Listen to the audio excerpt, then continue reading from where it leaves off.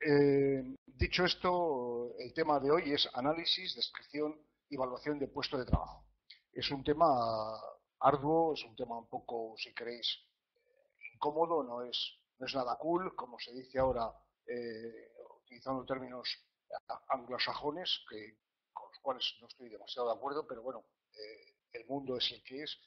Quiere decir que es un trabajo más de gabinete, es un trabajo de oficina, de desarrollo, que no tiene la parte, vamos a decir, más glamurosa, como puede ser la del trato con personas directamente. Se trata de un trabajo de organización, un trabajo frío, que normalmente en empresas que tienen una plantilla, una estructura lo suficientemente musculosa, lo suficientemente dotada, pueden delegarlo en técnicos de organización adscritos al Departamento de Recursos Humanos.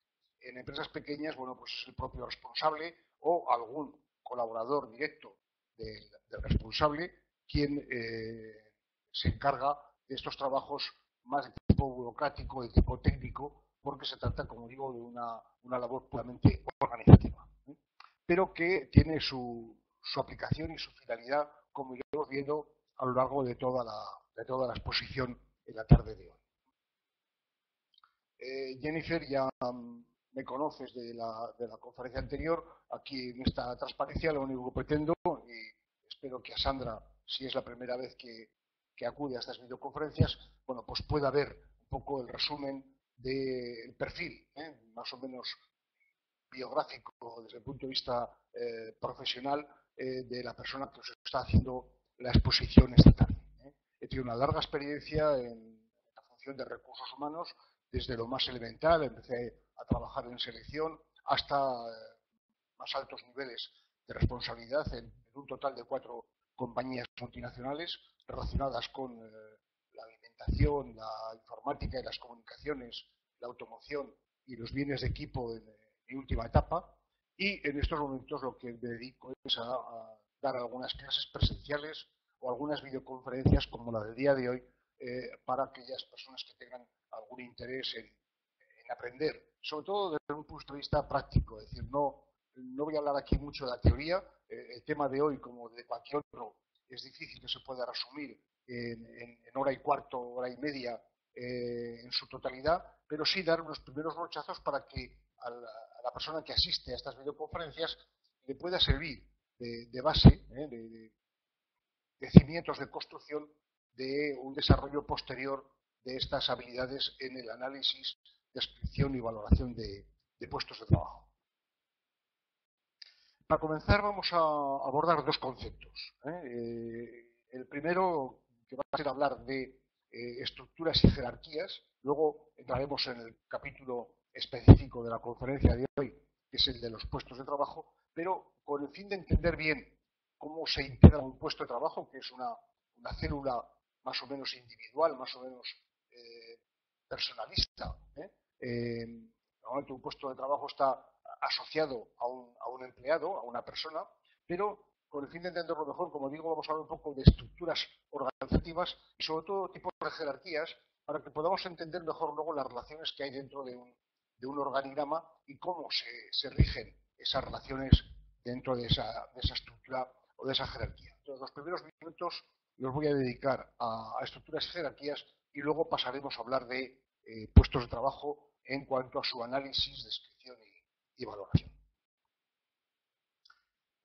Tipos de estructuras existen muchos. Es decir, yo diría que aun cuando puede haber modelos más o menos estándar o que empresas o organizaciones por asimilación o por similitud se parecen unas a otras, pero hay tantos como organizativas, como estructuras organizativas. Es decir, no vamos a encontrar nunca 2 estructuras totalmente iguales porque cambiarán con el lugar, con el tiempo, con el aquí y el ahora, en función de cómo se vayan desarrollando o evolucionando esas estructuras.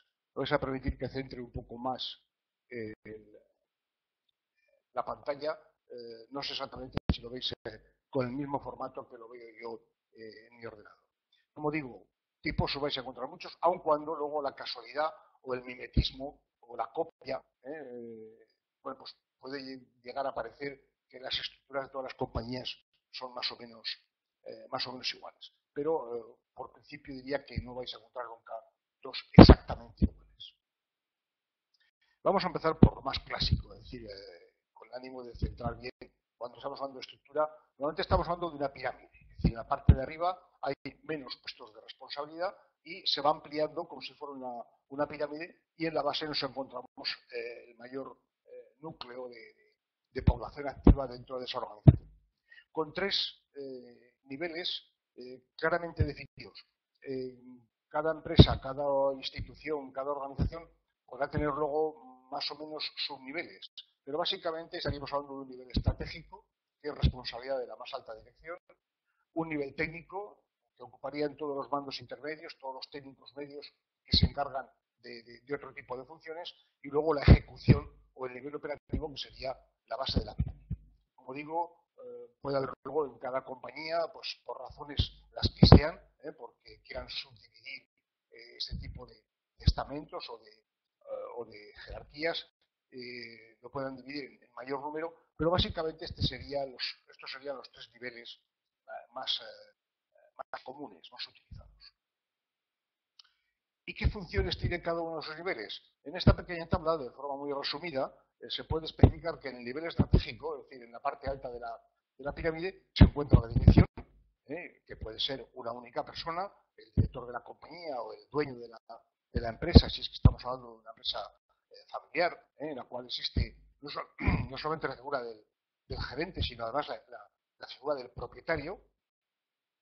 La función que tiene es una función pura de estrategia, es decir, hacia dónde quiere esa sociedad, esa compañía, esa institución, y habla de objetivos, políticas, alianzas, es decir, lo más fundamental, es decir, los objetivos claros y últimos que tiene cada compañía, cada institución. ¿Y de qué plazos hablamos? Siempre en largo plazo. Es decir, el directivo no puede estar preocupado por el día a día, sino que tiene que tener preocupación de qué va a hacer al año que viene, dentro de 2 años o dentro de 5 años, si es que queremos entender el largo plazo de ese tema. Disculpar la garganta. El nivel medio, podemos hablar de nivel táctico. Es decir, ahí están todos los mandos intermedios, todos los técnicos, todos los directores de departamento o jefes de departamento, como lo queramos llamar. La figura genérica sería mando intermedio o técnico intermedio. Y ahí lo que tienen que hacer es convertir la estrategia del nivel más alto al nivel de la dirección, convertirlo en una realidad, es decir, en una aplicación diaria.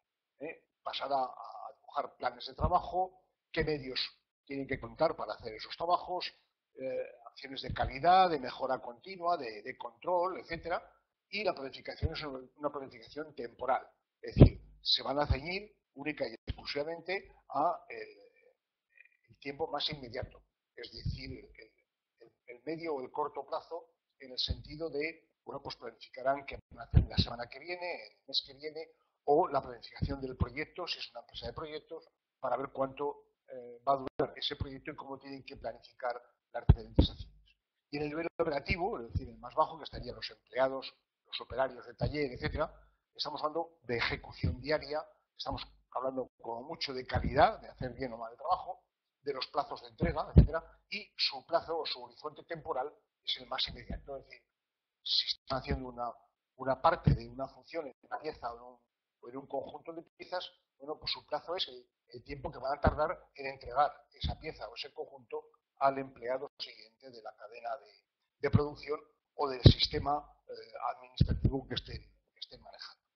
Esta es una forma de simplificar un poco esa jerarquía que os he mostrado en la estructura anterior, la estructura clásica, con estos niveles, estas responsabilidades, la función y sobre todo los plazos. Un organigrama clásico lo habíamos representado aquí, una especie de árbol que va sería una forma de sintetizar con unas casillas, con unos puestos, la pirámide que hemos comentado anteriormente.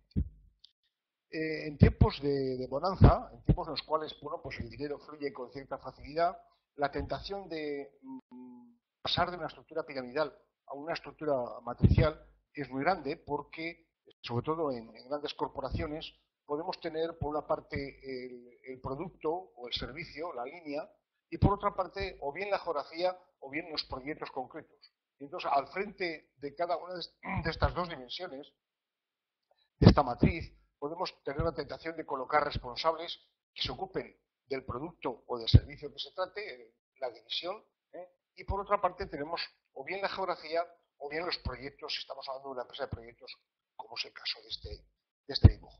Estructuras que permiten una mayor agilidad, porque lógicamente estamos dividiendo, estamos diversificando las responsabilidades, unas por producto y otras por geografía o por proyectos, y el inconveniente que tienen evidentemente es que es una estructura más cara de mantener y sobre todo más difícil de mantener el equilibrio de responsabilidades entre la responsabilidad de línea y la responsabilidad geográfica o del proyecto. Pero esa tentación, como digo, es muy fuerte, sobre todo en corporaciones grandes, fuertes corporaciones, y sobre todo en tiempos de bonanza como decía antes. Puede aparecer tres dimensiones, aquí he puesto una pequeña gráfica para indicar que la dimensión lateral pues sería la clásica de colocar pues la empresa, la fábrica, las divisiones, etcétera. Y por otra parte estamos hablando de los niveles de responsabilidad estratégico, de operaciones, de cumplimiento, etcétera. Y luego una serie de funciones como puede ser el ambiente, la identificación con el acontecimiento, las respuestas del riesgo, actividades de control. Podemos tener una serie de N dimensiones en esa estructura. Aquí hay un pequeño aviso para navegantes. Es muy fácil que os encontréis en algún momento con una estructura en la forma de un organigrama, como este organigrama mudo, en la cual aparecen varias casillas que sin tener ramificaciones laterales, lo único que hacen es rebotar o reproducir la casilla anterior. Si empezamos por arriba, veréis claramente que hay una casilla que sería el máximo responsable y hay dos intermedias antes de llegar al cuarto nivel, que uno se pregunta qué hacen ahí esas casillas. ¿Y por qué se pregunta eso? Porque normalmente esas casillas tienen definiciones como las de coordinador, adjunto, subdirector de, responsable de, definiciones un poco ambiguas que no terminan de encajar bien con lo que sería una descripción más o menos ordenada de la responsabilidad jerárquica de esos niveles. Lo mismo ocurre con las otras casillas en las que he puesto un punto de interrogación. Y digo esto aviso para navegantes porque es una de las primeras inquietudes que vais a tener que afrontar en el momento en que os toque analizar una estructura laboral, una estructura de empresa, en función de estos puestos que van a parecer un poco redundantes o réplicas o calcos de los anteriores y que su responsabilidad, sus tareas que van a tener encomendadas no están muy claras, sobre todo cuál es la funcionalidad, la aplicación práctica que van a tener. Por eso digo que aparecerán nombres como el de adjunto a, subdirector de, delfín o deputy en inglés cuando aparece el que está nombrado o calificado a ser el sustituto del jefe cuando este jefe cambie, la figura, como digo, del deputy, pero que en otros casos tenéis que preguntaros cuál es la finalidad de esa casilla, de ese puesto de trabajo. Por otra parte, os podéis encontrar también estructuras de las que yo llamo tipo peine, es decir, de una sola persona cuelgan varias en paralelo, cada una con el mismo nivel de responsabilidad por debajo. Los libros suelen decir que un directivo es capaz de gestionar, es capaz de dirigir, es capaz de controlar a un máximo de 8 o 10 subordinados. Cuando veáis un peine que tiene más de 8 o 10 púas, plantearos también alguna duda sobre la eficacia de esa estructura. Las casillas habitualmente en un organigrama suelen figurar solamente el título del puesto y como mucho el nombre del ocupante actual de ese puesto de trabajo.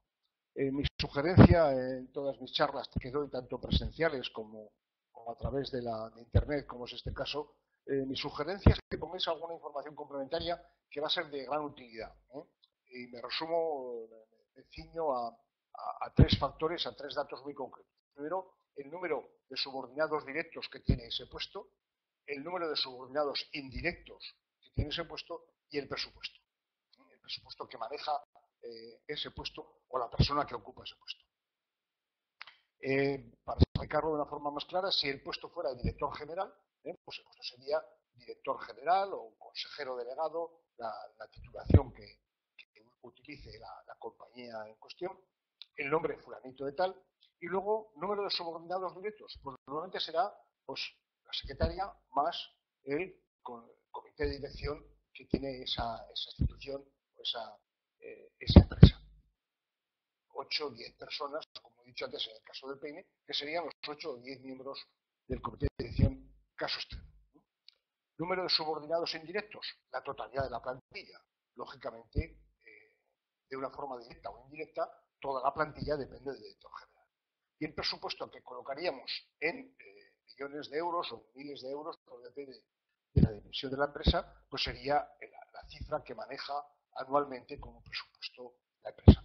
Si bajamos de nivel al puesto al nivel inferior, que sería pues, un director de división que está en el comité de dirección, pues pondríamos director comercial, director financiero, director de recursos humanos, el nombre del ocupante también, fulanito de tal. Número de subordinados directos, bueno, aquellos que dependen directamente de él. En el caso de una división, el número de subordinados indirectos sería la totalidad de la división y el presupuesto sería el presupuesto de la división. Y así hasta abajo.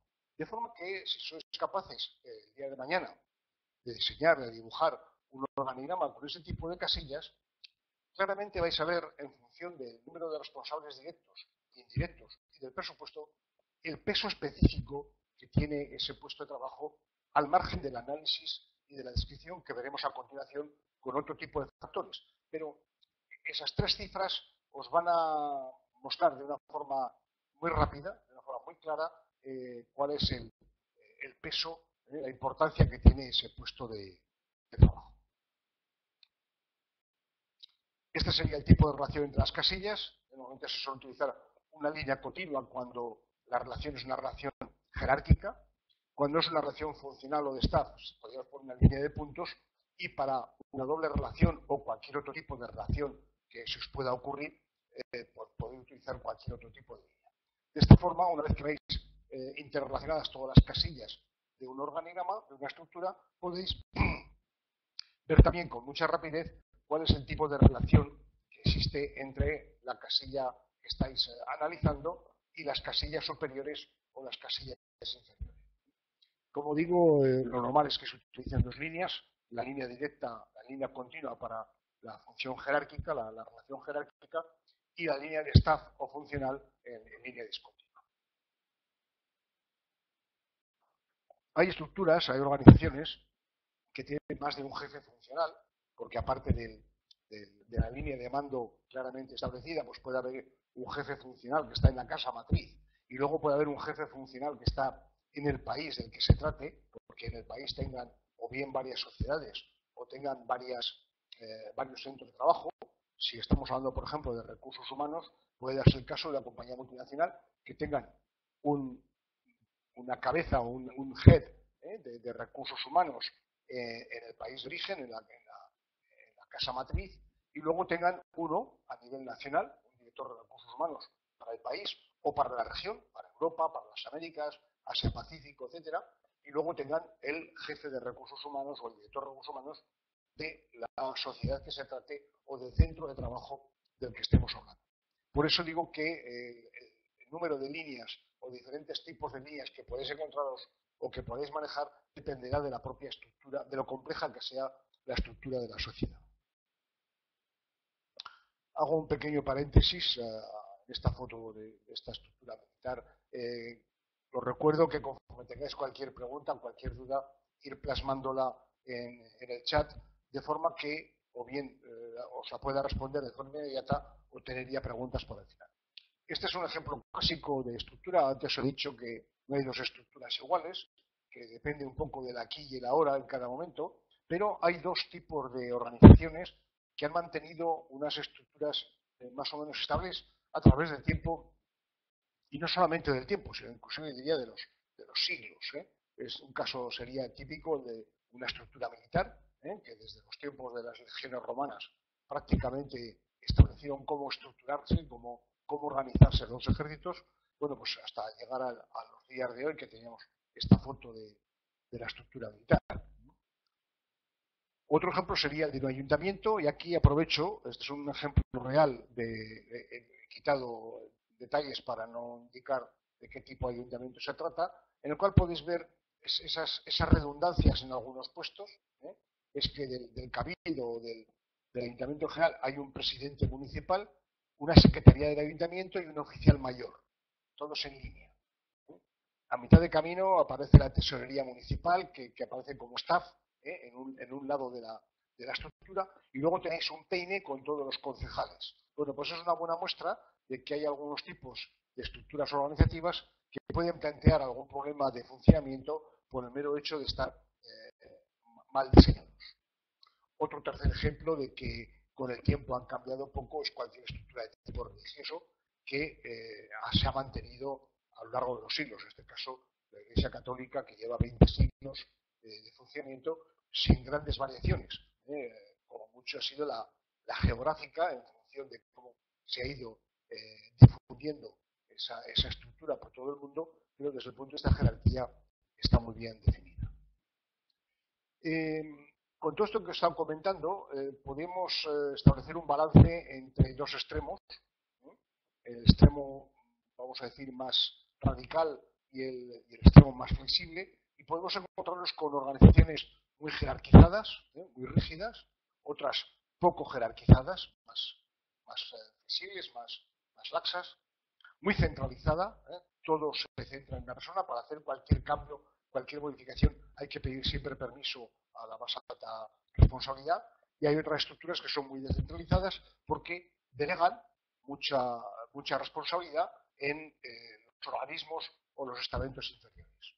Rígidas, flexibles, piramidal, matricial, como hemos comentado antes, autoritaria, democrática, local o global, depende de cada caso. Aquí en este caso hay que poner el global en la izquierda y el local en la derecha. Y mi recomendación es una recomendación vieja, ya de tiempo de los romanos: in medium virtus. En el término medio está la virtud. Muchas veces habría que manejar esta especie de dicotomía tan maniquea que he puesto de mucho o poco, y manejar como si fuera un potenciómetro, un ecualizador de una mesa de sonido, de un equipo de grabación, en el cual vamos ajustando agudes, graves, volúmenes, etcétera, para conseguir un equilibrio de cómo queremos que nuestra organización funcione mejor. Si muy jerarquizada, poco jerarquizada, si muy autoritaria, si más democrática, etcétera. Es una forma de representar que no hay blancos ni negros, sino que en el término medio muchas veces estará ese buen gobierno, ese buen funcionamiento de la estructura. Tipo de jerarquías, también con el ánimo, y con esto iré terminando poco a poco esta primera introducción. Bueno, pues nos podemos encontrar con jerarquías monocéfalas. Hay solamente una cabeza arriba del todo que rige todos los destinos de la estructura. Bicéfalas, como veremos después en algún tipo de caso muy concreto. Triunviratos, prácticamente desaparecidos desde la época de los romanos. Jerarquías basadas en la antigüedad, jerarquías hereditarias, como pueden ser las monarquías o no tan monarquías. Tenemos recientemente casos de nepotismos, como es el caso de Venezuela, en la que Chávez dejó ya a su sucesor Nicolás Maduro designar a dedo sin ser una jerarquía hereditaria. Jerarquías basadas en la formación, la titulitis. Hay los niveles jerárquicos quedan definidos por el mero hecho de que alguien tenga una titulación académica o no. Y jerarquías basadas en el liderazgo, que obviamente serían las más deseables. Hablando de liderazgo, me he permitido aquí poner esta gráfica para indicar que hay que buscar más líderes y menos jefes. La empresa debe estar regida por líderes y no por jefes. Hay que liderar más y hay que jefear, si es que se puede decir esa palabra, jefear, hay que jefear menos. Jerarquía monocéfala, el ejemplo típico de Napoleón Bonaparte, que no solamente aspiraba a llegar a ser el mayor mandamás de toda la historia de Francia, sino que además no consintió que fuera la autoridad religioso a la que le impusiera su corona de emperador, sino que él mismo le quitó las manos al obispo de París para autoproclamarse emperador de las Francias. Hemos hablado también de jerarquía bicéfala. Aquí he puesto el ejemplo típico de España con las figuras de los reyes católicos. Su lema, vamos a decir, en su escudo real figuraba el tanto monta, monta tanto, y que, bueno, pues no se sabe muy bien quién de los dos reinaba, si era Fernando o era Isabel. Es un ejemplo, por ponerlo, por ver claramente que hay compañías o hay estructuras que la tendencia es a tener una bicefalia. A veces por razones de autocontrol, de forma que está el poli bueno y el poli malo. Es decir, uno juega un papel, el otro juega el otro, y entre ambos equilibran. O porque desde la casa matriz no se fían demasiado de lo que va a ocurrir en otro país donde se ha instalado esa compañía, y mientras se estabiliza la estructura, pues colocan al comercial y al financiero normalmente algo enemistados para que uno controle al otro. Otra representación gráfica de esta jerarquía bicéfala sería la de Nicolás II de Rusia y Rasputín, que en aquella época pues no se sabía muy bien cuál de los dos era el que mandaba en todas las Rusias. Más recientemente, como he dicho, tenemos también esa bicefalia con el jefe jerárquico, el jefe administrativo, el jefe directo, y luego los jefes funcionales que puede haber. Aquí me he permitido una pequeña broma con este trabajador, el Paco, que tiene una serie de jefes funcionales que le mandan mucho, pero el que está trabajando él es en la obra, en el socavón, es el pobre Paco. Pero suelen aparecer mucho en estructuras empresariales esta doble cabeza del jefe administrativo, el jefe jerárquico, es decir, por decirlo de una forma muy llana, el que decide el aumento salarial del empleado, y el que le explica cómo tiene que hacer las cosas desde el punto de vista puramente organizativo. Como he dicho antes, los triunviratos acabaron en Roma, pero parece que había serias discrepancias y no estaban todos muy convencidos de quién mandaba, y bueno, pues hubo un triunvirato entre Julio César, Pompeyo y Craso, que mandaban los tres aparentemente lo mismo unos a otros. Y dicho esto, pasamos a unas jerarquías más modernas que me ha parecido. He puesto el título de jerarquía asamblearia y he puesto esta imagen del 15M en Madrid hace muchos años, en los cuales no aparece ni siquiera un líder, no aparece ni siquiera un jerarca, sino que es la propia asamblea la que define todo. Y dicho esto, y dada la actualidad de algún tipo de información, sin pretender ser políticamente incorrecto, me he permitido incluir una transparencia de lo que en este momento está hablando de jerarquía telemática.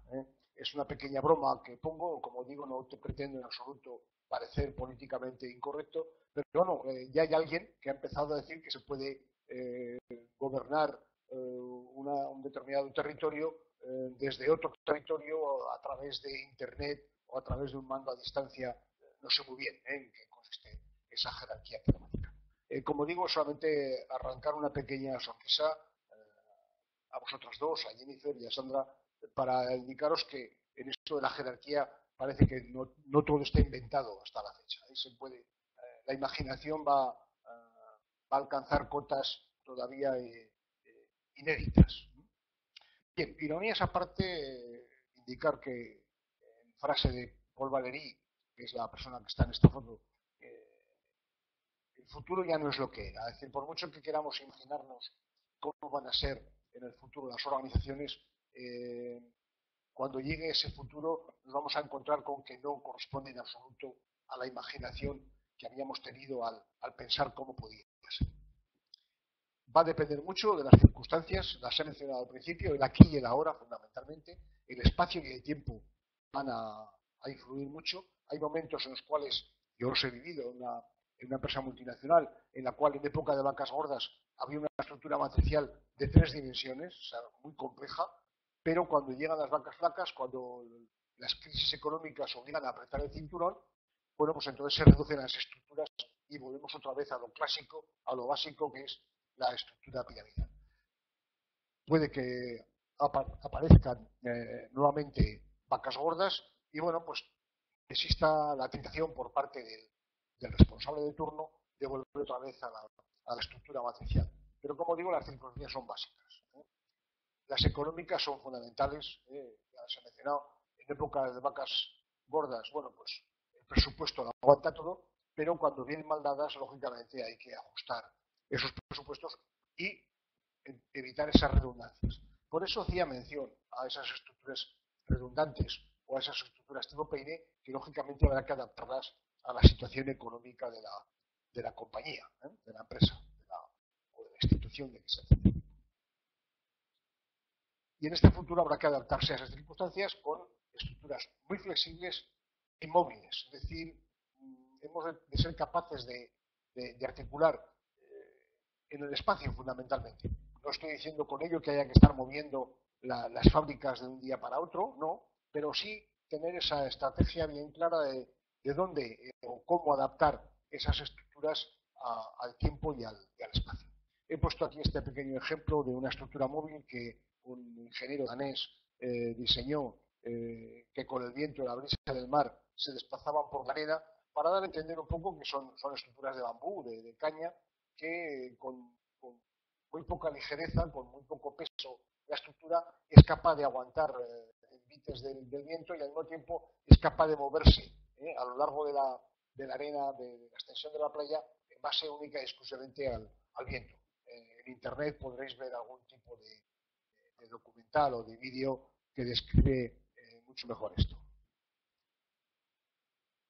Jennifer pregunta si es bueno para la empresa cambiar de repente la jerarquía. Todos los cambios bruscos son problemáticos. Es decir, hay que el máximo responsable, como hemos visto anteriormente, tiene que tener una visión estratégica a largo plazo. Entonces, se opina que llegue una crisis, llegue un batacazo inesperado, entonces sí, hay que ser lo suficientemente ágil como para cambiar el modelo de un día para otro por el mero hecho de que ha aparecido un elemento que no lo teníamos el día anterior. Me estoy refiriendo a una crisis financiera, una crisis económica o sencillamente en un determinado sector de actividad aparece un competidor que lanza al mercado un producto totalmente nuevo, totalmente inesperado, que nos hace cambiar por completo la estrategia de la compañía. Se me ocurre así a bote pronto, Jennifer, un ejemplo que sería el de el sector del automóvil. En el sector del automóvil me han aparecido dos acontecimientos últimamente muy importantes. Primero, el del coche híbrido eléctrico, parece que ahora todo el mundo está volcándose hacia el eléctrico. Y por otra parte, ha aparecido un fenómeno de tipo económico-social que es compartir el coche o el coche puesto a disposición, como es el caso de Car2Go o Move, etcétera, que son coches que están en la calle y uno con una aplicación informática lo utiliza, lo usa, termina su uso, lo deja en otro sitio y se marcha. Y le cobran por el uso de ese. Pues lógicamente ese tipo de acontecimientos hacen cambiar el concepto de yo compro un coche en propiedad a lo que estoy vendiendo estoy vendiendo transportabilidad. No estoy vendiendo coches. De hecho, Daimler, la empresa alemana que está detrás de Car2Go, no vende el Smart. El Smart lo que hace es dejarlo a disposición. Bueno, ese tipo de acontecimientos un poco disruptivos que pueden aparecer en la vida de las empresas pueden obligar a cambiar de repente el tipo de jerarquía y el tipo de estructura. Pero yo creo que la jerarquía está muy ligada a la cultura de la empresa y lógicamente los cambios no son de repente. Un cambio brusco sería, bueno, pues una empresa familiar que tiene dueño, que tiene propietario, que decide venderla a una compañía multinacional. Evidentemente, en el momento en que se vende, una de dos. El dueño se puede quedar como empleado, un empleado más o menos distinguido de esa compañía multinacional, o sencillamente lo vende, coge el dinero y se marcha. Entonces, eso sí que supone un cambio de jerarquía importante. Lo normal es que si no hay un acontecimiento brusco, disruptivo que pueda hacer pensar en un cambio de estructura, lo normal es que las estructuras tengan una cierta continuidad en la vida. Otra cosa es que los tiempos que nos toca vivir nos hace que tengamos que ser más flexibles, como comentaba anteriormente. No sé si esto he respondido a tu pregunta. Aprovecho para invitar a Sandra que participe también en el diálogo y así permitir que esta videoconferencia sea un poco más amena y sobre todo mucho más ágil. Una tendencia muy generalizada es aplanar las estructuras, cada vez son más planas. Un ejemplo podemos tener en un hipermercado, en una gran superficie de venta de productos de gran consumo, en la cual, bueno, pues está el responsable del supermercado. Hay un par de capataces para organizar el almacén, los manipuladores, que lo que hacen es colocar los productos en las estanterías, y las cajeras o cajeros que están cobrando. Puestos, digo, el de las cajeras o cajeros que están en vías de extinción, pues cada vez más se está utilizando el autocobro por parte del propio cliente. Estructuras cada vez, como digo, cada vez más planas. Y sobre todo muy fluidas. En absoluto rígidas. He puesto el ejemplo del agua, porque el agua se adapta al recipiente donde está contenido. Dicen, el agua dentro de un vaso no es un vaso, el agua dentro de una taza o dentro de una tetera no es una tetera, es agua. Entonces, hay que ser muy flexibles, muy fluidos a la hora de adaptarse a las circunstancias, en este caso al recipiente. En un futuro inmediato, bueno, ya se está hablando mucho de la industria 4.0, supongo que es algo que nos cae de nuevas,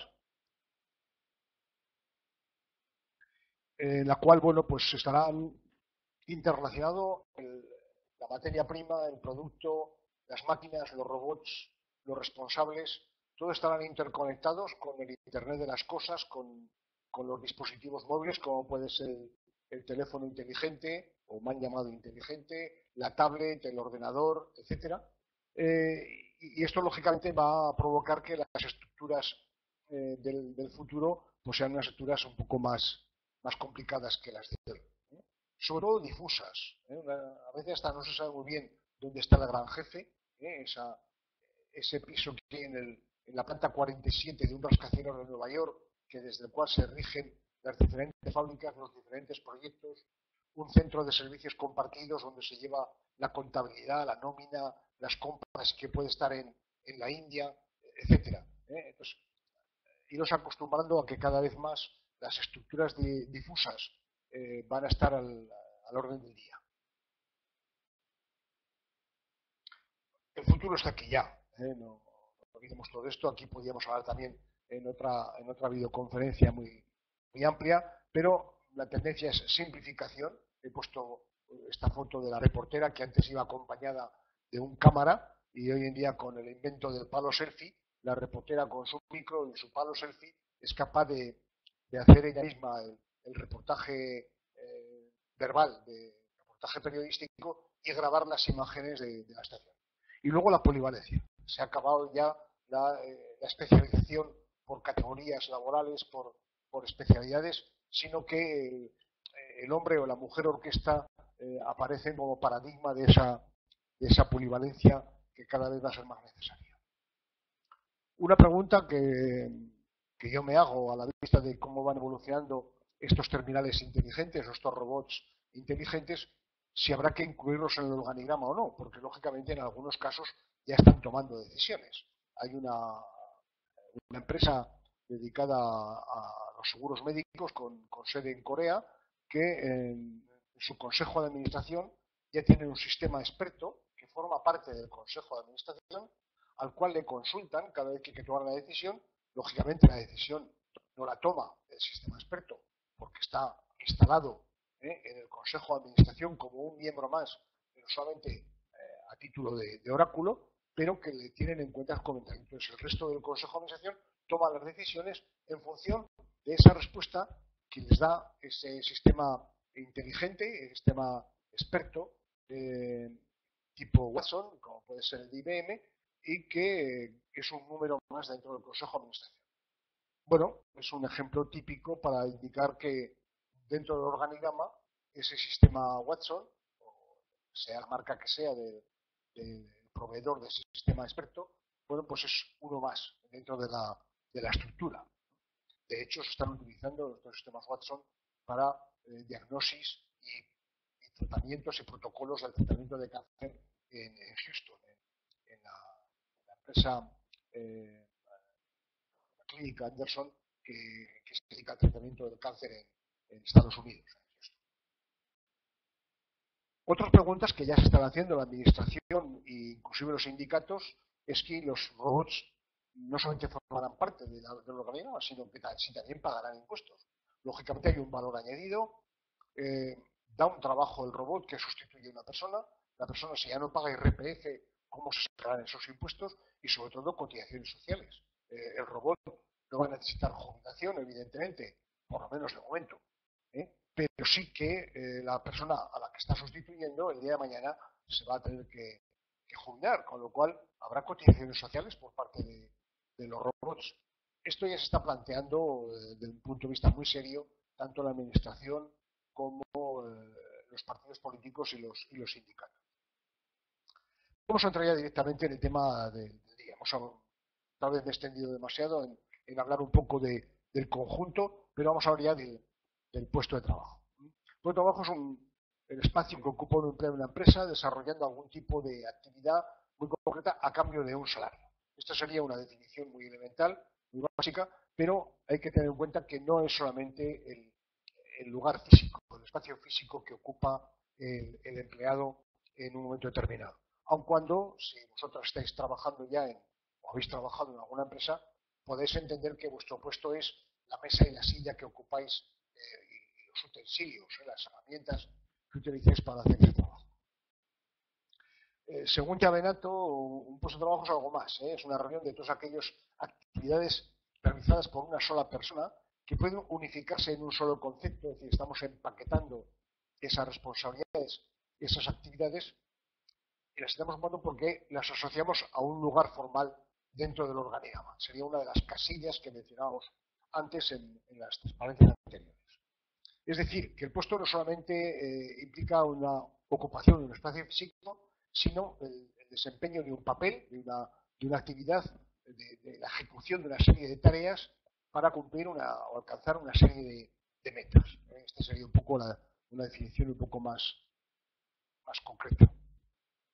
Una muy práctica, yo diría que la descripción de un puesto de trabajo es una redacción ordenada de todas las tareas y sobre todo de todas las responsabilidades. No olvidar que solamente hay que hacer unos trabajos, unas tareas, sino que hay que responsabilizarse sobre esas mismas tareas en una determinada posición. Cuando hablamos de posición estamos hablando de alguien que está haciendo un determinado trabajo en un determinado sitio. Hace unas décadas se hablaba de que, sobre todo a nivel muy coloquial, muy familiar, tengo un hijo que está colocado en el banco. No es que estaba trabajando en el banco, no es que estaba empleado en un banco, sino que estaba colocado en un banco. Como lo habían posicionado de una forma física, fija, con pegamento, le habían sentado en la silla y ahí estaba colocado. Entonces, por eso se habla un poco de posiciones, incluyendo el grado de alcance que tiene y sobre todo el tiempo que le están ocupando cada una de las tareas, bien sean directas o bien sean indirectas. Y ponderar esos tiempos para entender bien esa valoración que vamos a hacer después. El origen del concepto de este puesto de trabajo aparece en la revolución industrial, tanto en la primera como en la segunda. El taylorismo y el fordismo empiezan a especificar claramente qué se hace en cada sitio, porque anteriormente el artesano se ocupaba de todo el ciclo de producción. Un carpintero cogía la materia prima, la madera, la labraba, la trabajaba, la cortaba, la cerraba, la pulía y acababa con el mueble que fuera el caso. En el momento que surge la segunda revolución industrial, la fabricación en serie, con el taylorismo, con el fordismo, pues aparece la división del trabajo por actividades muy elementales y lógicamente esto lleva a la necesidad de describir en un documento las tareas que hay que realizar en cada puesto de trabajo, el nivel de responsabilidad que tienen que utilizar cada empleado para garantizar ese encadenamiento de los elementos de producción o de productividad que van a influir en la cadena de fabricación.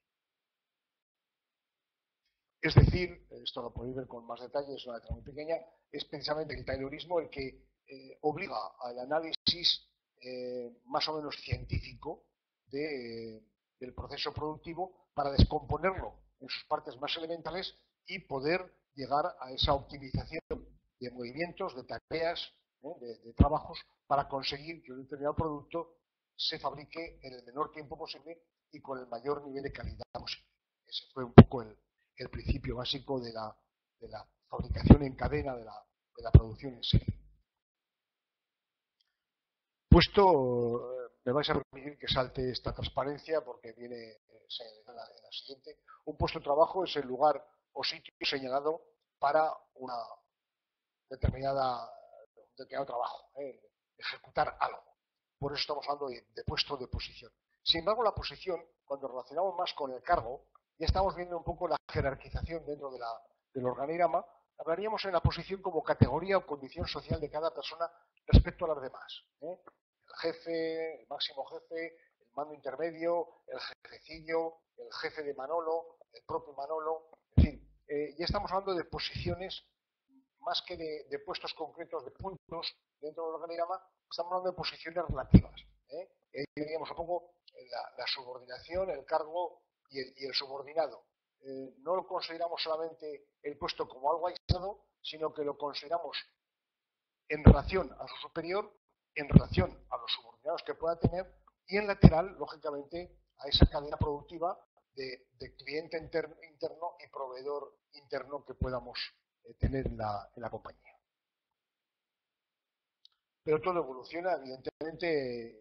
La segunda revolución industrial queda superada por la tercera del siglo pasado y ya estamos hablando de la cuarta revolución industrial, estamos hablando ya de la industria 4.0 o de la factoría 4.0. Entonces aparecen nuevos elementos que hay que tener en cuenta a la hora de describir un puesto de trabajo, y esos nuevos elementos, sin ánimo de ser exhaustivo, los he resumido en esta lámina, en esta transparencia. El primer elemento sería el título, una somera descripción, 3 o 4 palabras a lo sumo, la finalidad o la misión que tiene ese puesto para entender claramente de qué se trata. Una descripción muy genérica sería, o un título muy genérico sería secretaria de dirección, por poner algo muy, o jefe de equipo, pero luego habría que poner la misión de ese jefe de equipo o esa secretaria de dirección. Una situación también, tanto dentro del organigrama como física, si es que nos interesa ubicar la situación de ese puesto de trabajo, la relación de dependencia. Si la empresa, lo veremos luego con más detalle, tiene una cadena de valor bien definida, en qué lugar de la cadena de valor está situado el puesto, qué tareas se realizan, cuáles son sus clientes y proveedores internos, es decir, quién le suministra la pieza o el subconjunto que va a trabajar ese operario y a quién tiene que entregarlo, o de quién recibe un documento, qué es lo que hace y a quién entrega ese documento, o el servicio de que se trate, etcétera. Lo podemos aplicar inclusive dentro de la hostelería. El camarero puede entender claramente que su proveedor interno es el cocinero que está elaborando un determinado plato en la cocina, y su cliente ya no es el interno, sería evidentemente el cliente externo, es al que tiene que suministrar el plato. Luego, qué responsabilidades tiene que cumplir, qué medios va a utilizar, las condiciones de trabajo, etcétera. Sería una relación más exhaustiva si hiciera falta, pero lo que pretendo es ilustrar un poco estos elementos que deben figurar en una descripción de un puesto de trabajo. Lo primero que hay que hacer es analizar el puesto con esta serie de parámetros, definir claramente cuál es la finalidad y la utilidad que tiene ese puesto, es decir, qué es lo que se hace en el puesto y cuál es el valor añadido, porque muchas veces nos podemos encontrar con que un puesto de trabajo tiene una finalidad muy clara, por poner un ejemplo, pintar una pieza, pero la utilidad o el valor añadido pues es muy poco. Es decir, que una pieza esté pintada o no esté pintada le da un cierto valor estético como mucho, pero poco más. Es decir, la pieza sigue siendo la misma, la finalidad de esa pieza es la misma, que esté pintada de blanco o pintada en rojo o no pintada tiene poco valor. Entonces, ambas, tanto la finalidad del puesto como la utilidad del puesto, he puesto estos ejemplos de una forma muy sencilla, muy elemental para que se pueda entender, pero que ambas, la finalidad y la utilidad, tienen que ser positivas. Si no, habrá que hacer un análisis de cuál es verdaderamente la rentabilidad de ese puesto, cuál es la eficiencia que estamos obteniendo de ese puesto. El análisis, es un trabajo arduo, como os he dicho al principio, al iniciar la videoconferencia. Es un trabajo yo diría que de mecánico, de desmenuzador del problema, de analista, de técnico de organización, pero que es una llave inglesa, igual que la llave inglesa para un fontanero, como dijo Castro, es decir, no podemos hacer ningún trabajo de análisis, descripción y valoración de puestos si no tenemos esta herramienta para trabajar. Es una función poco comprendida, al final dices, bueno, pero y a santo de que tener especialistas que nos hagan esta valoración, pero como veremos después tiene un valor añadido importante. Se trata de una especie de pequeño picapedrero que lo que hace es descomponer, desmenuzar todas las actividades de un puesto para llegarlas luego a sintetizar y poder hacer esa valoración. El nivel de repercusión es básico porque al final lo que haremos será catalogar y definir cuál es el valor estratégico de ese puesto de trabajo dentro de la organización. No constituye un fin en sí mismo el análisis, no analizamos por analizar, pero sí es una parte del trabajo que nos va a servir para hacer esa reconstrucción de la estructura de la empresa.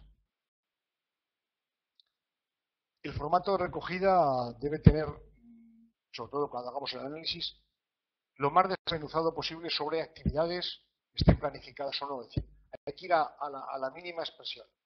Hubo tiempos en el sistema MTM para la planificación de plantillas que se llegaban a analizar los movimientos como los de alcanzar, coger, mover y soltar. Algo tan elemental como era la maniobra de alcanzar un objeto, coger el objeto, mover el objeto y soltar el objeto. Entonces, contra más afinado sea el análisis, mejor síntesis podremos hacer.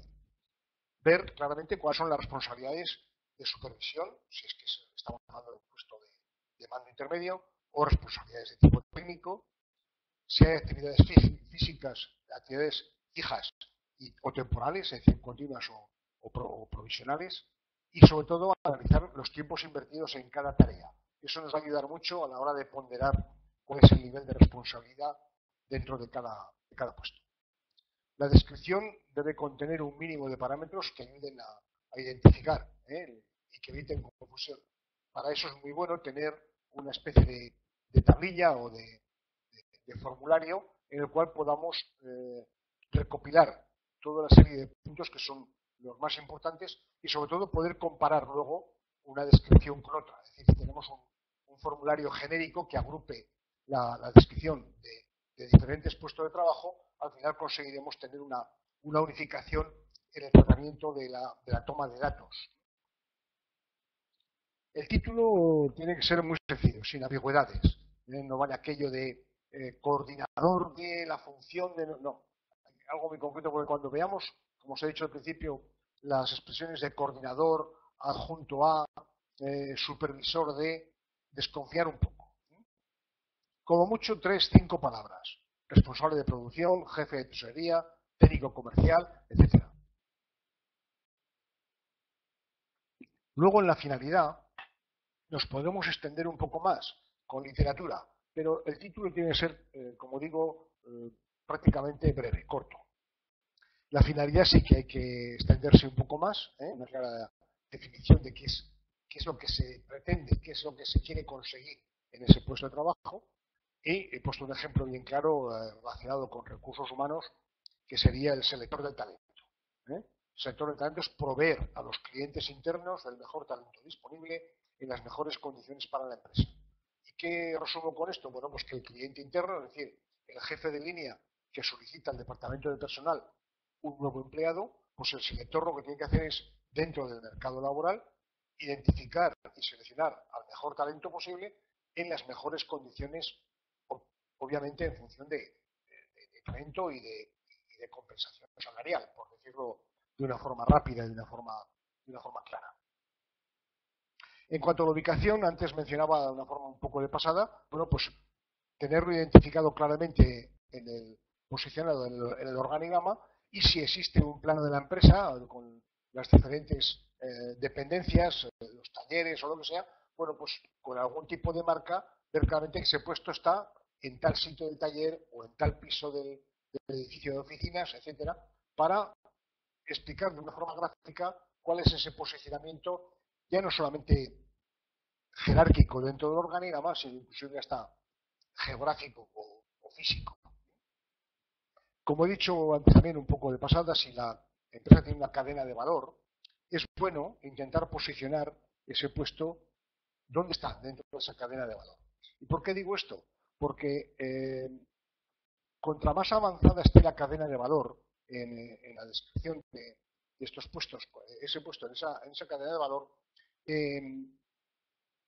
las repercusiones que va a tener las tareas de ese puesto van a tener unas repercusiones de mayor costeo y de mayor responsabilidad. ¿Por qué digo esto? Cuando estamos al principio de la cadena y estamos elaborando meramente la materia prima, el mero hecho de estropear una parte de la materia prima sin llegar a empezar a elaborarlo, bueno, pues lo único que tenemos es que desechamos, bueno, pues 1 kilo de materia prima o unos gramos, se ha contaminado algo y tenemos que echarlo a la basura, pero conforme va avanzando la cadena de producción y la cadena de valor, esa materia prima se va convirtiendo en un producto con más valor añadido, con lo cual la responsabilidad sobre ese producto, en cuanto a calidad y en cuanto a plazos de entrega, etcétera, es mucho mayor. Entonces, si tenemos ubicado el puesto de trabajo dentro de esa cadena de valor, también nos dará un índice de la importancia que tiene, sobre todo de la repercusión que tiene su trabajo sobre ese producto dentro de la cadena de valor.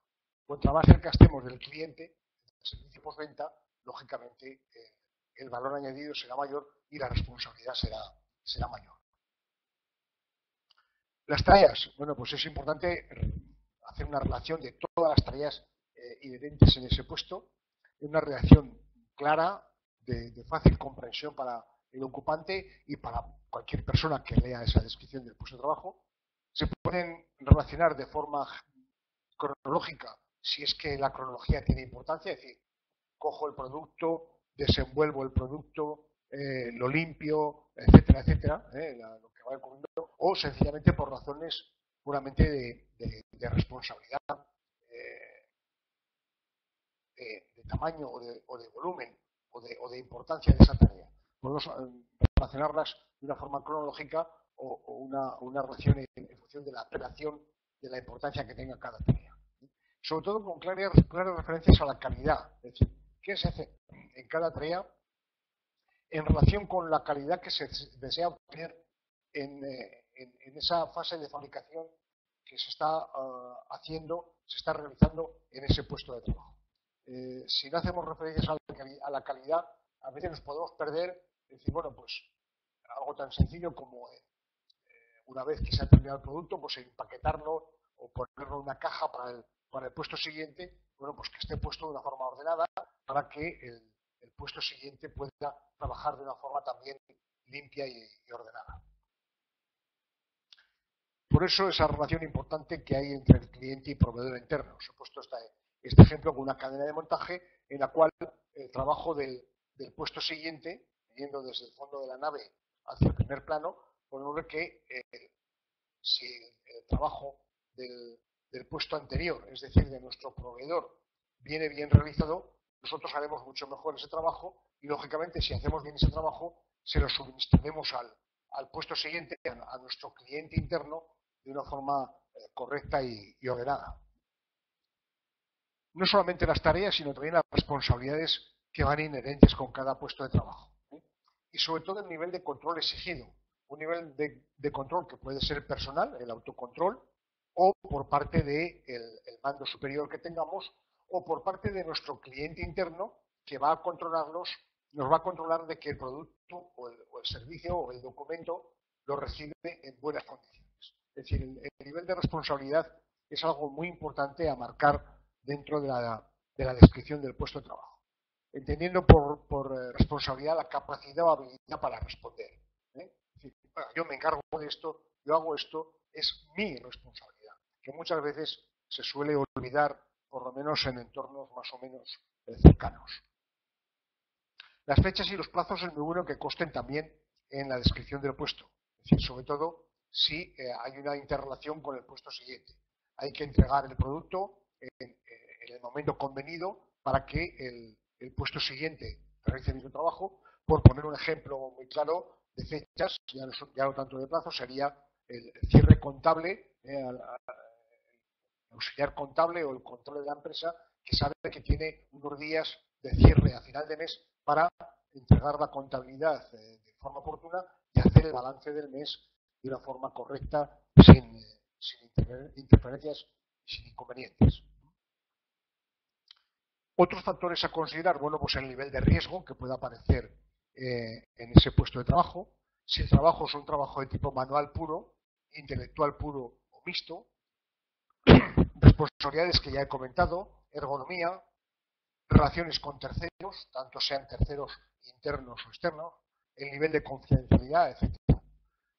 Cuando hablamos de seguridad, estoy hablando de prevención de riesgos laborales, que es un tema que imagino que lo estáis tocando en el máster, y si no, lo vais a tener que tocar en la vida real. Es decir, que el puesto de trabajo tiene que tener claramente una descripción de cuáles son los riesgos a los que puede estar sometido ese puesto de trabajo.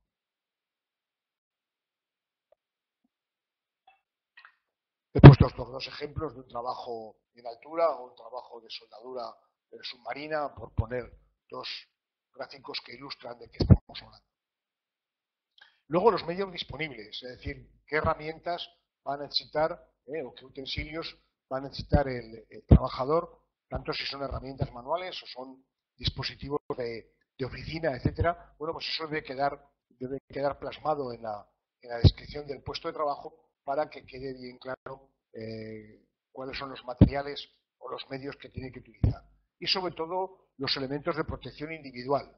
En función de esos riesgos laborales que hemos mencionado anteriormente, es fundamental que tengamos una descripción y una puesta a disposición de guantes, cascos, botas, gafas, etcétera, que pueda necesitar el empleado para hacer su trabajo en su puesto.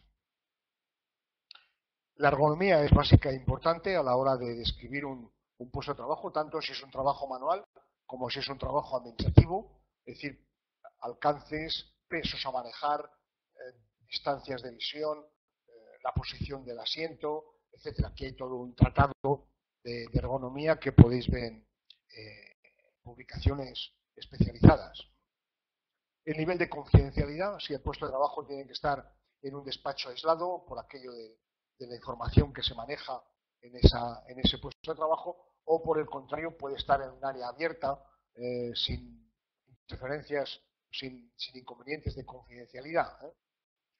La interrelación que existe entre un puesto y otro, claramente tienen que estar bien definidos los ámbitos de maniobra que tiene cada puesto con relación al anterior y al posterior, tanto sea una cadena de producción como sea una oficina administrativa. No forzosamente tiene que responder a la imagen de la foto.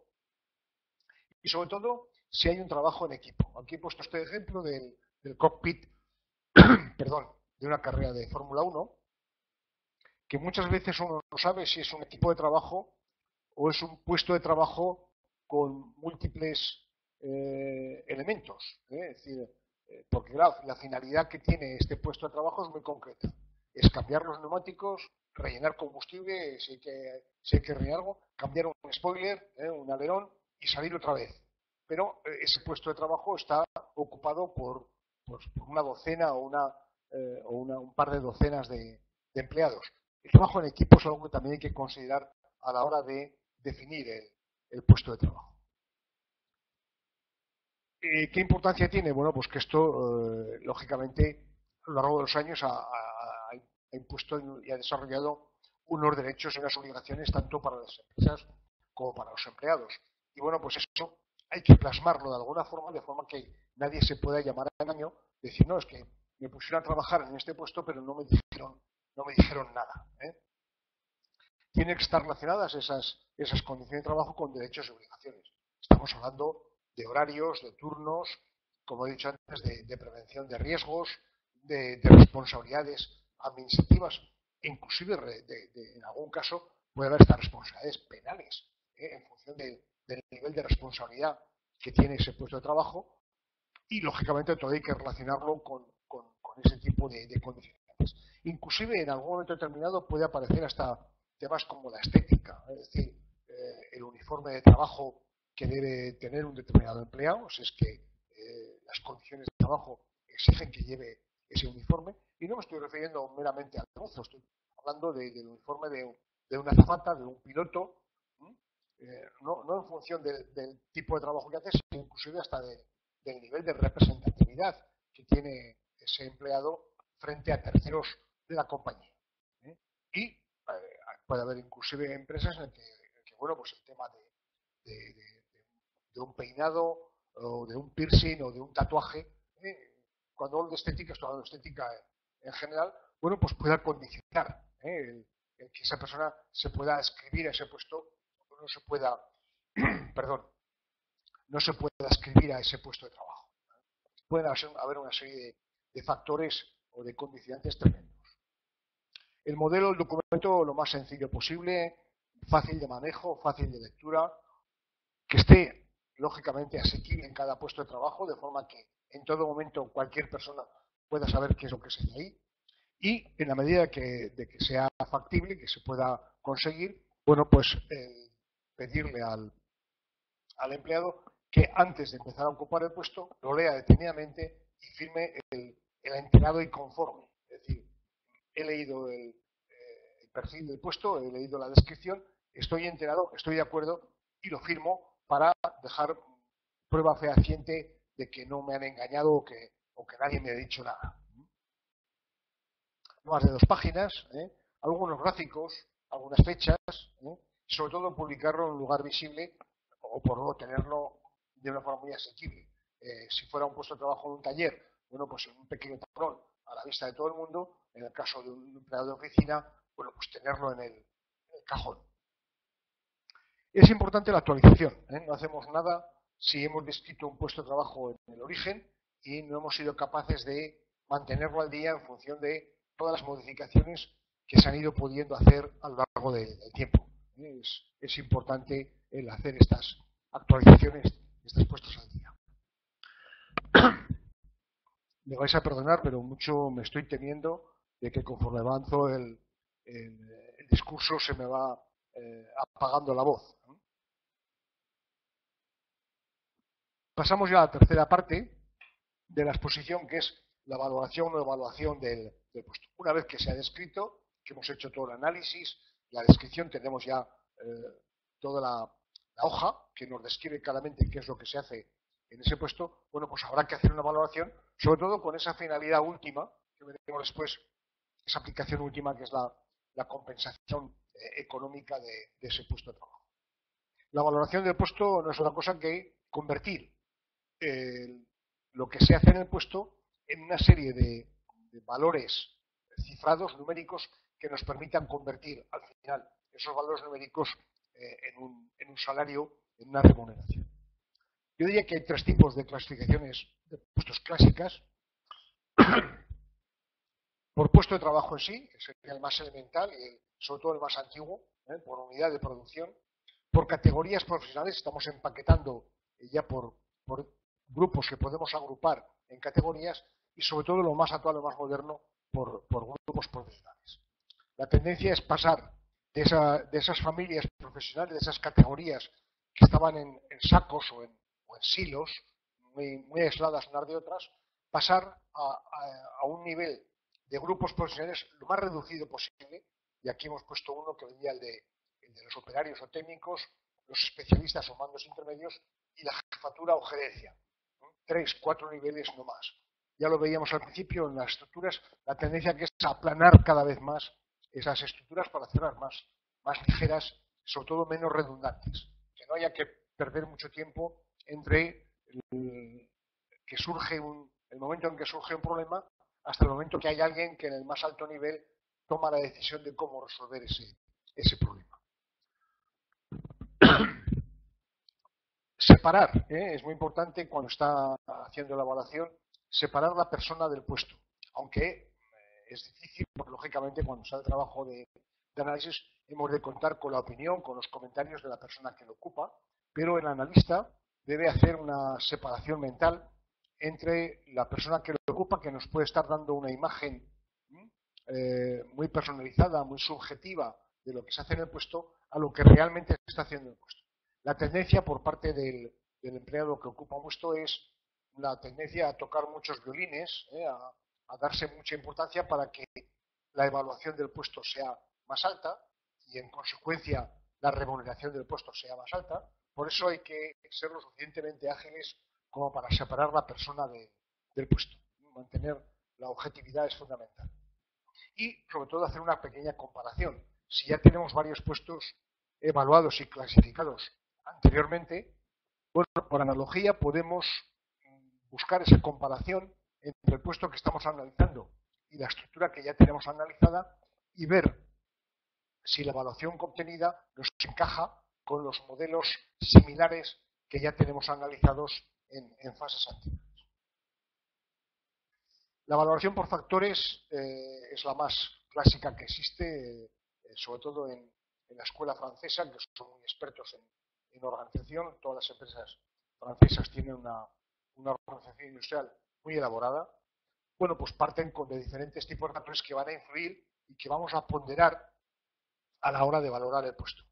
Es decir, estudios o conocimientos exigidos para ocupar ese puesto, si hace falta tener alguna antigüedad, alguna experiencia dentro de la propia empresa, cuál es la complejidad de las tareas que se realizan en la empresa, el nivel de autonomía o iniciativa que se requiere para ese puesto, qué responsabilidad tiene el ocupante frente a errores que pueda cometer, cuál es el nivel de confidencialidad que debe mantener respecto a lo que está haciendo en ese puesto de trabajo, cuáles son las consecuencias de la indiscreción, cuáles son las relaciones con terceros, bien sean terceros de la empresa, terceros de fuera de la empresa, cuál es el nivel de responsabilidad de mando que tiene, si tiene mando sobre terceras personas y si ese mando es directo o es indirecto, si hay esfuerzos físicos o mentales de cierta entidad que lógicamente tengamos que valorar, el ambiente de trabajo, el entorno, si es un ambiente hostil, de clima, de polución, de contaminación, de esfuerzos físicos, etcétera, y sobre todo cuáles son los resultados esperados de ese puesto de trabajo. Esto lo podemos ampliar con todos los factores que se os pueden ocurrir, pero es un resumen de esta valoración por factores para saber qué es lo que tenemos que evaluar en cada caso. Perdón. Hay un sistema muy conocido y no tengo ningún interés en hacer publicidad del sistema HAI que valora y llega a una conclusión por una serie de puntos que, como el sistema de medición es un sistema universal, si queremos hacer una comparación o una encuesta salarial con otras empresas, para evitar cualquier tipo de diferencia o de malentendido, podemos preguntar, oye, este puesto que tienes evaluado según el sistema HAI, ¿cuántos puntos tiene? Pues 342. Pero ya sé muy bien con qué estoy comparando ese puesto de 342 con respecto al puesto que yo tengo que tiene 498, por decirlo así. Y se está basado en niveles de responsabilidad, competencias necesarias y sobre todo el nivel de resolución de problemas que van inherentes en ese puesto de trabajo.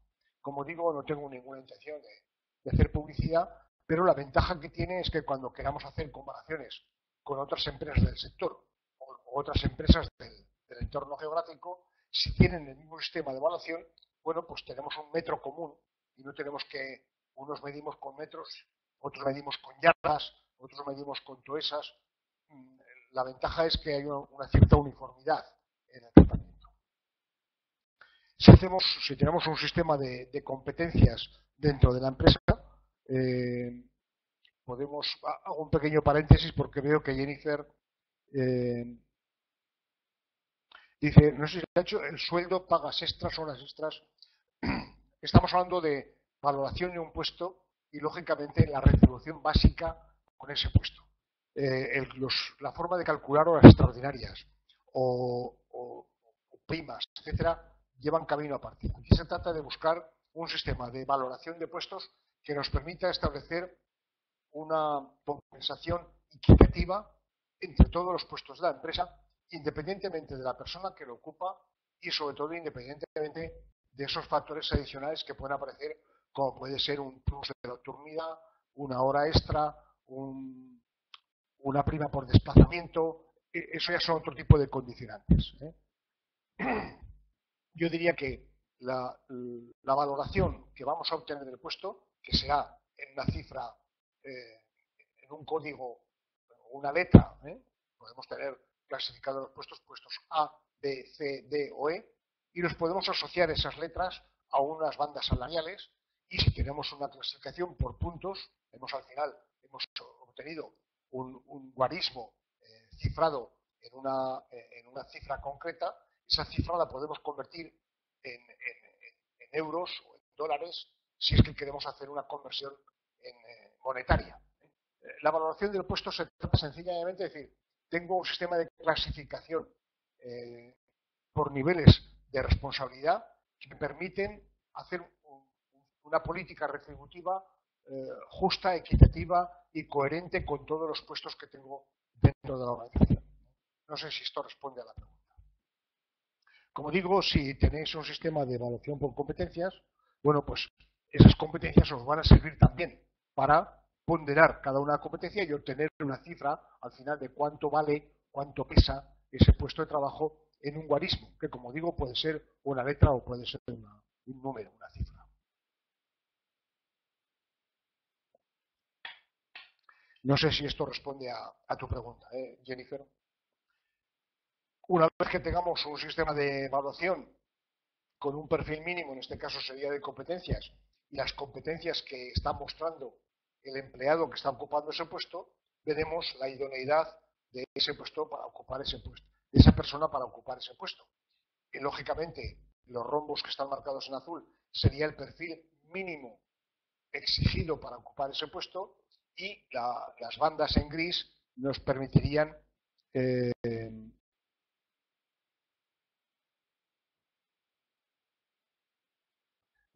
veo que contestas tú misma, dices sí, y luego dice Jennifer, no se incluye. Comentaremos después al final si hay alguna duda posterior. Estamos prácticamente acabando ya la exposición y dejaremos luego los últimos minutos para las preguntas. Como digo, se trata de tener una comparación de perfiles entre ese perfil mínimo exigido para ocupar un puesto y el perfil del ocupante en ese momento o del candidato que pretendemos que ocupe ese puesto. Este sistema de valoración de puestos nos permite no solamente evaluar al ocupante, sino también definir si el candidato que estamos intentando contratar encaja o no encaja en ese perfil de ese puesto que hemos definido en la descripción y en la valoración. En un organigrama moderno ya no solamente tenemos clasificadas las personas por su relación de dependencia del inmediato superior, sino que aquí podríamos tener en este ejemplo un determinado jefe que tiene varios subordinados, todos dependiendo directamente de él, pero que cada uno está, como veréis en la gráfica, adscrito a un nivel de responsabilidad distinto y, lógicamente, a un nivel de retribución distinto. Es decir, podemos pensar que de un director de división dependen varios responsables, varios jefes, pero que cada uno está situado en función del peso de la valoración que hemos obtenido de ese puesto de trabajo. En consecuencia, tendrá una retribución adecuada a ese nivel jerárquico que hemos definido en la valoración de puestos. Vamos entrando ya en conclusiones y pasaremos luego ya al capítulo de ruegos y preguntas o de consultas o de debate, como queráis llamar. La descripción de un puesto tiene que ser algo más que un documento descriptivo, que no sea algo pasivo, que solamente describe lo que se hace. Tiene que ser un elemento que da valor al proceso productivo, es decir, que nos define claramente qué es lo que se hace, por qué se hace para qué se hacen, cuál es la utilidad, cuál es el valor añadido que obtenemos a la larga de ese puesto de trabajo en esa cadena de valor, en esa cadena productiva. Y sobre todo un resumen de todas las responsabilidades inherentes a ese puesto de trabajo. No olvidéis que no solamente hay que describir y valorar tareas, sino también hay que apreciar y valorar las responsabilidades de cada puesto. En empresas manufactureras muy estándar, todo esto que vamos hablando es prácticamente muy utilidad. Es un proceso muy válido, que lo hemos hablado.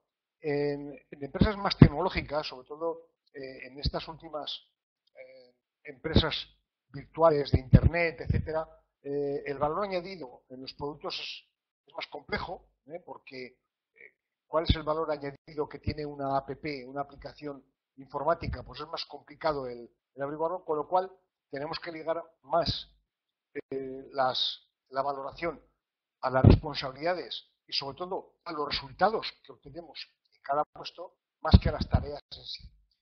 Hoy en día, inclusive hasta el trabajo en domicilio, el teletrabajo, bueno, pues nos permite que el control físico del supervisor con sus empleados queda muy difuminado porque el empleado no está en la oficina, está en su casa trabajando. Con lo cual, la única forma de medir la actividad que tiene ese empleado es por los resultados que se consiguen. Porque cómo lo está haciendo en su casa es lo de menos. Lo importante es la aplicación. Si estuviéramos, por poner el ejemplo de esta videoconferencia, mi trabajo lo estoy haciendo desde mi domicilio a la hora de... No tengo que ir a un aula para dar esta videoconferencia, esta clase, sino que vosotras estáis asistiendo desde vuestra casa o desde donde sea a esta videoconferencia, y lo que importa es el valor añadido que os podáis llevar de esta videoconferencia en función de si ha sido de utilidad o no los conocimientos y la información que os he ido transmitiendo a lo largo de esta videoconferencia. Aplicaciones que vamos a tener de este análisis, valoración, descripción y valoración del puesto. Bueno, pues primero categorizar por niveles de responsabilidad, ser capaces de dibujar un organigrama en el cual colocamos a cada uno en su estantería, por decirlo de una forma gráfica. Tenemos un mueble biblioteca y tenemos los libros colocados en orden de importancia en cada estantería. E inclusive unas relaciones entre libro y libro para indicar cuál es la correlación entre cada documento. Medir los niveles de aportación a cada puesto, es decir, qué valor añadido doy yo al servicio o al producto de la empresa. Definir mejor el perfil profesional exigido, de forma que cada vez que tengamos a hacer una selección de personal, cogemos el perfil del puesto, la valoración de ese puesto, y sabemos qué tipo de candidato tenemos que buscar para encajarlo en ese puesto. Y, por último, pero no por eso menos importante, buscar una forma de remuneración justa y equitativa, estableciendo una política salarial que compense a cada nivel en función de ese nivel de aportación de valor que da a los objetivos de la estrategia de la empresa. Y hasta aquí hemos llegado. Como dice mi buena amiga Mafalda, uno de los problemas más difíciles en la vida es colocar el punto final, y bueno, pues este es el punto final. Quedan todavía 35 minutos aproximadamente de tiempo en la plataforma para poder intentar resolver las dudas que tengáis, las consultas que queráis hacer. Estoy a vuestra disposición durante el resto de tiempo que queda, hasta el momento en que nos corten la conexión con esta plataforma. Muchas gracias por la atención prestada, y, como digo, quedo a la espera de vuestras preguntas. Sandra, veo que ha estado muy callada. No sé, me preocupa que una de dos: o he sido demasiado claro y a lo mejor no valía la pena que me escucharas, o por el contrario, está todo tan confuso que no tienes no se te ocurre ninguna pregunta que hacer.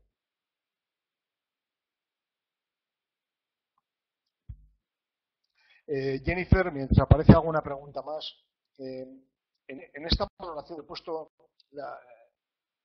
es una segunda derivada a la remuneración. Es decir, el sueldo, las pagas extras evidentemente no entran dentro de la evaluación del puesto. La paga extra es una forma de distribuir el salario a lo largo del año.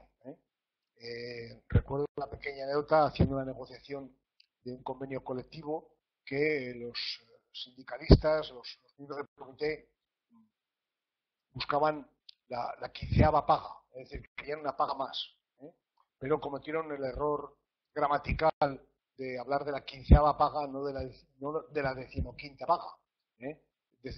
Quinceava paga significa dividir lo que sea en 15 partes en vez de en 14.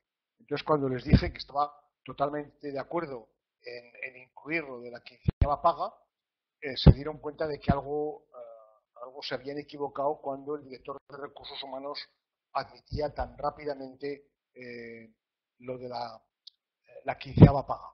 Entonces les expliqué que el quinceavo significa 15 partes, entonces yo les dije el salario anual bruto lo dividimos en 15 o en 16 o en 17, en las partes que queráis. Entonces ahí se dieron cuenta de que habían cometido la torpeza gramatical. Entonces corregimos la broma. Entonces, ni pagas extras ni horas extras. La valoración del puesto lo único que nos va a dar es un peso, una cifra o un guarismo que nos permite saber cuál es el grado de importancia que tiene ese puesto de trabajo dentro de nuestra organización para así poder establecer una política retributiva, equitativa y comparativa con los diferentes niveles. Por eso he dicho antes que puede valer perfectamente un sistema de letras, nivel A, nivel B, nivel C, nivel D, así hasta la Z, si queréis, tener toda esa gama, y a cada nivel le escribís una banda salarial, de forma que dentro de esa banda salarial la empresa se puede mover para remunerar ese puesto de trabajo. No sé si esto te satisface como respuesta. Veo que Sandra ha abandonado la sala. Jennifer, quedas tú sola para plantear las preguntas que quieras. Tienes a tu entera disposición para intentar aclararte dudas.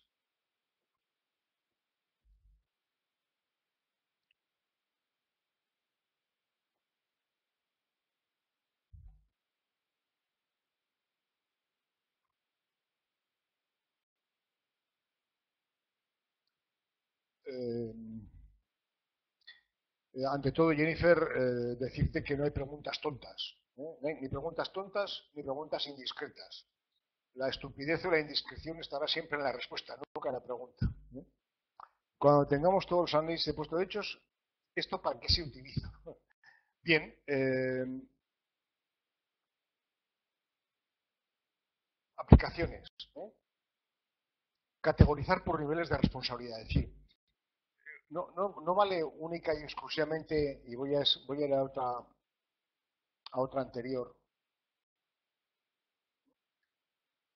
no vale solo el tener esos modelos de organigrama que te he presentado al inicio de la videoconferencia, pues como un jefe arriba, unas ramificaciones hacia abajo, si al final en cada ramificación tenemos todas las casillas a la misma altura, no tenemos un criterio de valoración de ese puesto, es decir, de valoración relativa de un puesto respecto al otro. ¿Por qué? Porque los tenemos todos al mismo nivel, luego eso nos puede hacer pensar que todos los que están en ese nivel ganan lo mismo.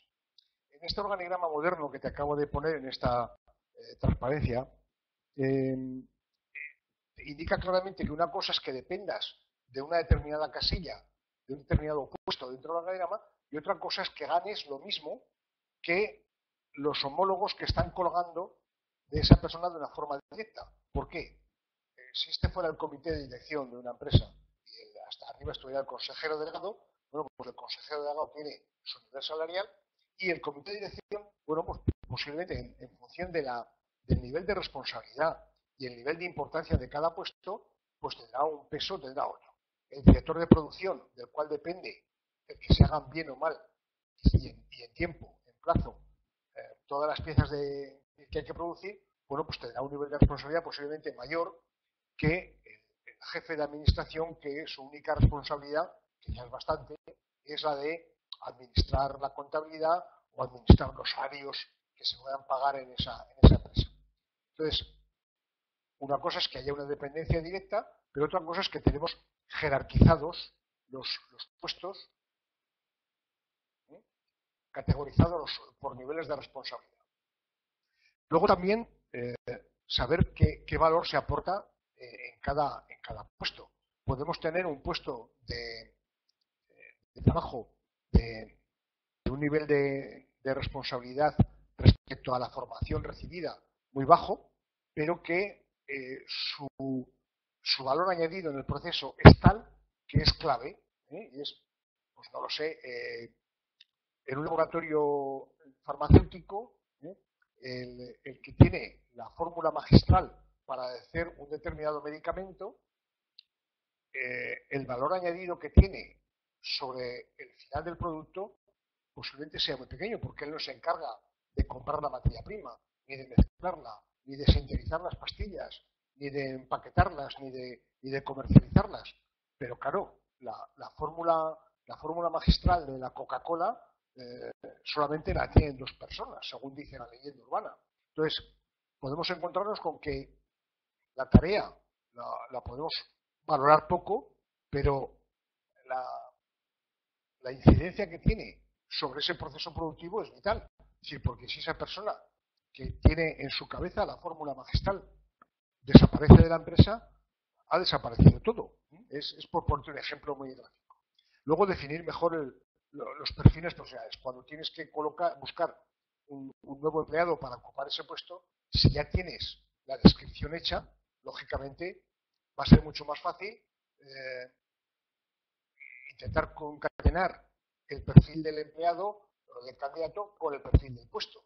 Y de esa forma, al final, consigues ese acoplamiento de perfil del puesto con el perfil del empleado. Y, como te digo, last but not least, es decir, no por eso menos importante, está la retribución equitativa en función de las diferencias de valoración que hemos hecho para cada puesto. Como bien digo, estamos para definir solamente los valores, vamos a decir, del salario base.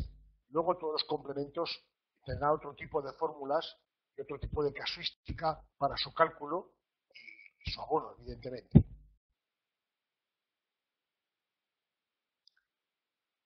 Sin lugar a dudas, también para planificar las plantillas.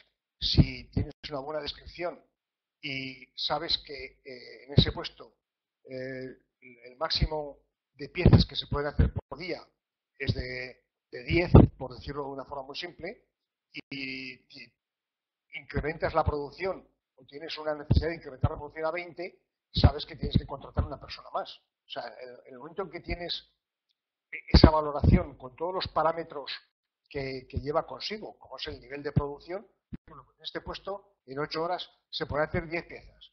Si tienes que hacer 100 piezas al día, tendrás que contratar a 9 personas más para tener una plantilla de 10. Totalmente de acuerdo.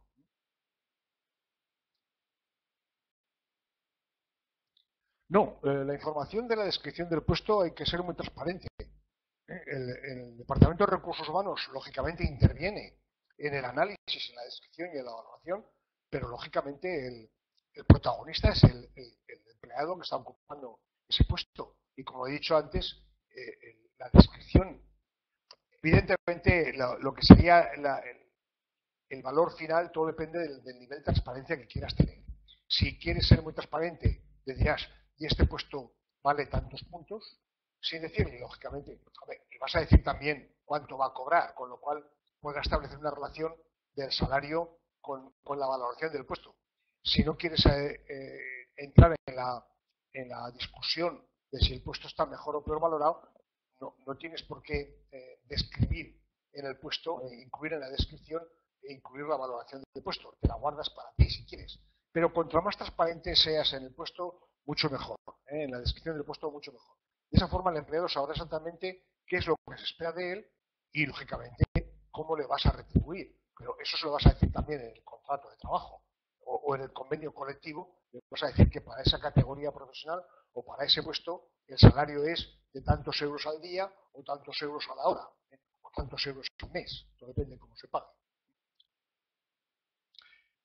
Insisto, todo depende del nivel de transparencia que quieras tener. Yo diría que es un tema de información entre recursos humanos, Lógicamente, el jefe del departamento tiene que saber también cuál es la valoración que tienen sus puestos de trabajo y cuál es el salario con que se les va a retribuir, pero nadie más de la compañía tiene por qué saber ese nivel de detalle.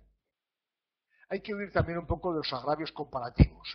Muchas veces yo me he encontrado con situaciones que dicen, es que mi puesto vale más que el de fulanito y fulanito gana más que yo. Habrá también que ver por qué argumentos fulanito gana más que uno. Habrá otro tipo de factores. Estos son muy elementales, son básicos para a la hora de tener cuál es la retribución básica, la remuneración básica de ese puesto. Está muy ligado esta evaluación con los salarios base del convenio colectivo.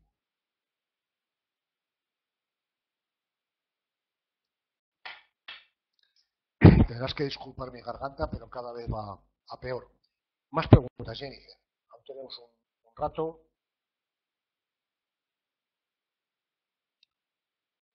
Lo del corte a las 9 de la noche, no sé si es cierto o no. ¿Crees que no tienes ninguna más?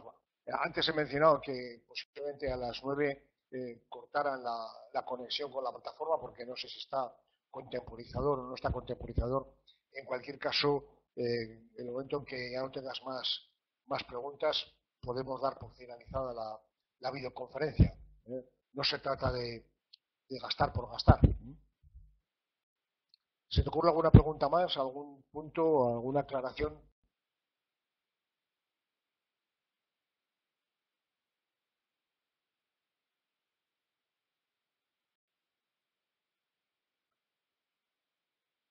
Bueno, es igual, aprovecha, en ese momento quedas tú sola como persona que está asistente, eh, dices que es la información, sino la del otro día. Aprovecha para preguntar. Jennifer, ningún problema.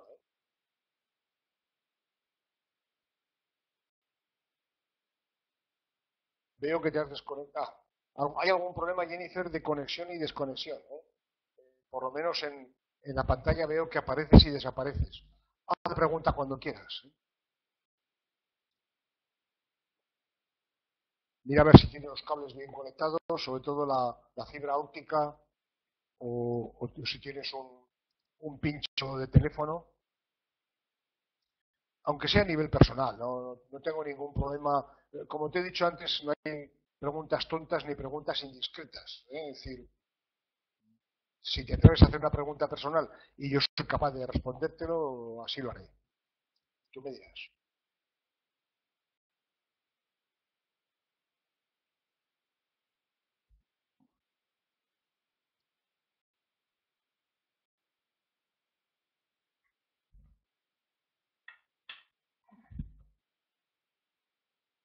Veo que es una pregunta larga, ¿no?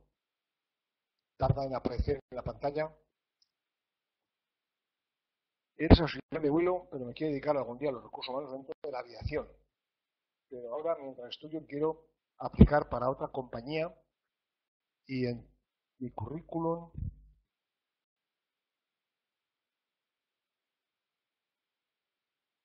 ¿qué ocurre en tu currículum? Cuando pongo máster en recursos humanos, pues no me cogen. Eh, Efectivamente, el currículum, ante todo, tiene que ser veraz. Se coge antes a un mentiroso que a un cojo. Lo he comentado en alguna otra videoconferencia relacionada con la búsqueda de empleo. Eh, Hay que contar lo que hay que contar. De hecho, algunas consultoras de outplacement recomiendan tener varios currículos distintos, varios formatos, en función de a qué tipo de puestos se está aplicando. Evidentemente, si estás, mientras terminas el máster, mientras tomas la decisión de dedicarte a los recursos humanos, bueno, pues evidentemente pensarán que estás buscando un trabajo temporal y que cuando te convenga dejarás el trabajo y pasarás a recursos humanos. Eh, Hay que contarlo justo. Es decir, no hay que mostrar. El jugador de póker no muestra nunca todas las cartas. Y sobre todo pone cara de póker cuando está jugando con el oponente, con el otro jugador. Porque si le hace la mínima seña de que tiene buenas cartas o tiene malas cartas, el otro se va a aprovechar. yo te recomendaría sencillamente que no pongas que estás estudiando un máster. Pon lo que tienes y tu experiencia en la otra compañía aérea, de forma que te contraten como auxiliar de vuelo en la otra compañía. Cuando llegue el momento de querer trabajar en recursos humanos, es entonces cuando la motivación es que quieres dejar el trabajo que tienes actualmente como auxiliar de vuelo, que quieres dedicarte a recursos humanos y que para eso has estudiado tu carrera y tu máster. O sea, hay que ser coherente con los objetivos que pretendes alcanzar con esa búsqueda de empleo. Entonces, no estás mintiendo en absoluto, porque no se trata de mentir, se trata sencillamente de no contar toda la verdad. ¿Por qué? Porque no te interesa que sepan cuál es tu finalidad última. Tú lo que estás buscando es otro trabajo, porque no te gusta el que haces actualmente, pero tu finalidad última será trabajar en recursos humanos cuando a ti te interese. Bueno, pues ya darás ese paso en su momento. Insisto, no se trata de ocultar nada, se trata sencillamente de no contar toda, toda la historia. Espero que esto te sirva. Como te digo, hay muchas empresas muchas consultoras que recomiendan tener varios currículums en función de la aplicación a la que están optando, o la posición a la que están optando como candidatos. Hay gente que es polivalente y que puede trabajar en una cosa o en otra, entonces diseñan un objetivo que esté encaminado a un determinado perfil y diseñan otro currículum enfocado a otro perfil. Mi recomendación es esa, que personalices el currículum en función de la oferta a la que te estás dirigiendo. Eh, Personalízalo, tanto en el perfil profesional como en el objetivo profesional, los estudios, inclusive alguna experiencia. En algún momento te interesa no poner toda la experiencia profesional y dejar solamente las experiencias que están más relacionadas con el objetivo de tu búsqueda. En estos tiempos, evidentemente, hay mucha oferta de candidaturas y hay poca demanda. Se sigue marchando. En cualquier caso, como digo, si no tienes más preguntas, podemos dar por finalizada la videoconferencia y en el momento en que vea que... buenas tardes y hasta pronto. Muchas gracias.